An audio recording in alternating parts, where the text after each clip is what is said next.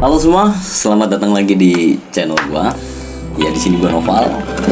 Di video kali ini kita akan sedikit sharing gitu, dan gua mau di video kali ini kita saling buka dan saling berpendapat gitu ya, saling berdiskusi. Ingat ya, diskusi dan berdebat itu beda. Yang gua ingin dari video ini kita berdiskusi aja. Dan berikan semua pendapat lo di kolom komentar, oke?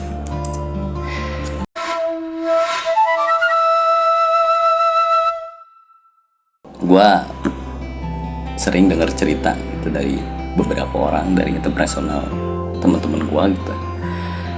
Dan sebagian orang gitu yang lahir di tahunan gua, Gen Z gitu, dalam persoalan ibadah itu ternyata Gen Z lebih banyak menganggap ibadah itu ada suatu hal yang krusial.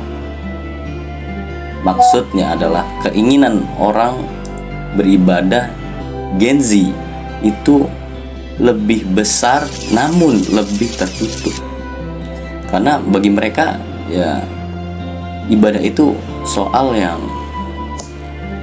masuk ke ranah pribadi.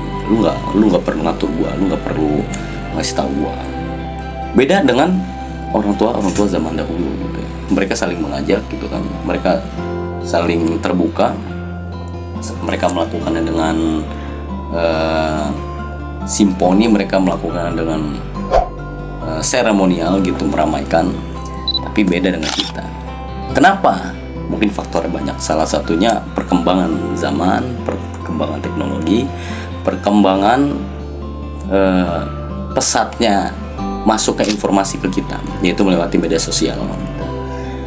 Jadi dalam hal-hal itu mungkin akhirnya beberapa perspektif Gen Z yang memandang ibadah adalah suatu hal yang sangat privasi.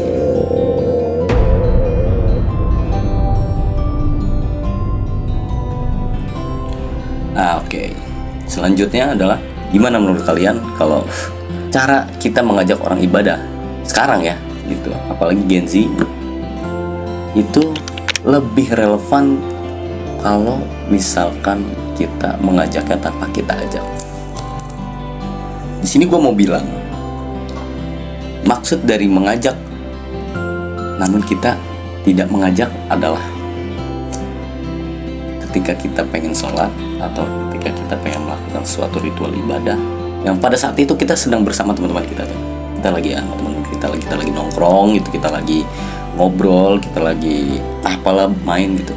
Begitu waktu masuk waktu sholat, begitu masuk waktu kita ke gereja, contoh gue lagi nongkrong ya, gue ngomong ke lu, gue mau sholat gitu, gue mau sholat ya, gue johor, gue mau sholat johor gitu. Dengan itu lu pasang niat di dalam diri lu buat tadi mengajak. Soalnya beberapa mayoritas begitu mereka pengen ibadah gitu ya. Begitu mereka pengen ibadah, mayoritas nih, akhirnya terbentuk mayoritas dalam satu tongkrongan. Sholat Jumat gitu ya. Gue mau sholat Jumat. Ayo. 2, 3, 4 orang, 5 orang, 6 orang akhirnya berangkat sholat Jumat. Mereka ngomong ke teman yang lain, mereka pengen sholat Jumat gitu. Dan mungkin beberapa interpretasi individual yang lain yang mungkin pasif mengerjakan hal tersebut ketika kesehariannya gitu ya. Nah, dalam hal itu terkadang banyak juga yang tadinya orang yang jarang melakukan ibadah itu gitu, dengan mayoritas secara nggak sengaja orang itu akan merasa keajak gitu.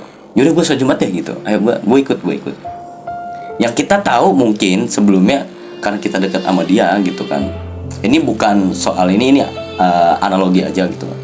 Misalkan kita kenal dia, kita tahu orangnya jarang sholat Jumat gitu. Begitu kita nongkrong, kita ajak beberapa teman-teman tongkrongan kita yang suka sholat Jumat.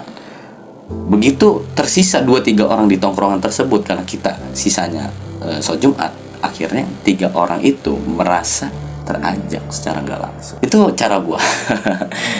Dan gue memandangnya karena beberapa tersisa individu-individu yang lain yang dimana akhirnya minor di dalam satu tongkrongan, mereka akhirnya ikut. Ya Ini pandangan gue aja, gimana menurut kalian? Coba kalian ketik di kolom komentar. Jadi ya kalau kita lihat di film Naruto, di seri anime Naruto gitu kan, begitu besarnya dia untuk berteman, begitu besarnya dia ingin mengajak teman-temannya untuk maju, dan dari semangatnya dia, akhirnya teman-teman yang di belakangnya dia merasa kalau orang ini memiliki sesuatu yang gak ada di diri kita gitu. Yang pada akhirnya sedikit demi sedikit banyak teman mereka yang tadinya melakukan hal yang sederhana menjadi yang luar biasa karena tekanan tadi. Karena menurut gue hal itu udah gak relevan sekarang. Ayo kita ke gereja, ayo kita ke kuil gitu. Bagi gue gitu, gue melihat perkembangan sekarang, zaman anak-anak sekarang gitu ya itu udah gak relevan. Tapi pada akhirnya kita memiliki cara tersendiri untuk mereka bisa melakukan apa yang kita lakukan juga dalam satu agama, dalam satu komunitas, dalam satu proyek. Dan ini bukan tentang agama doang, lo bisa implementasiin ke hal yang lain gitu. Ya, di sini gue Nopal. Semoga ini menjadi, bisa dibilang inspirasi ya. Ya, inspiratif aja kita semua. Gue Nopal. Gue cabut.